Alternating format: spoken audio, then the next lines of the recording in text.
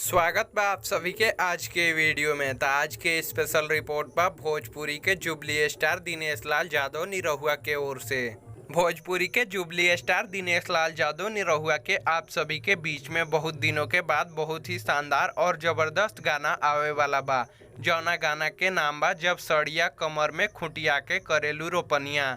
ई गाना के first look poster social media के माध्यम से रिलीज कर देहल गइल बा, जौना के आप लोग स्क्रीन पर देख सकतनी। और ई गाना के लेके आप सब खातिर बहुत बड़का खुशखबरी बा। आप सभी के बता दी कि ये गाना के रिलीज डेट और टाइम भी कंफर्म हो चुकल बा। तो आज के वीडियो में हम आप सभी के बतावे वाला बानी ये गाना के रिलीज डेट और टाइम और ये गाना के कौना चैनल पर रिलीज कल जाई।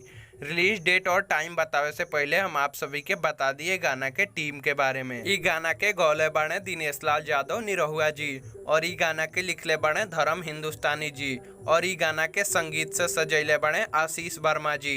अब बात करिए गाना के रिलीज डेट और टाइम के, तो ई गाना के काल सुबह यानी 12 जुलाई सुबह 6:30 बजे निरहुआ म्यूजिक वर्ल्ड के ऑफिशियल यूट्यूब चैनल से ई गाना के रिलीज कर देहल जाई, जौना के आप सभी जाके सुन सके। तो आज के वीडियो में बस इतना ही। उम्मीद बा कि वीडियो आप सभी के पसंद आयल हो। वीडियो के देखे खातिर आप सभी के बहुत बहुत धन्यवाद। अगर वीडियो अच्छा लागल तो वीडियो के लाइक कर दी, शेयर कर दी, कमेंट करी और चैनल पर नया बानी तो रोज ऐसा खबर सबसे पहले देखे खातिर हमनी के चैनल के भी सब्सक्राइब कर ली।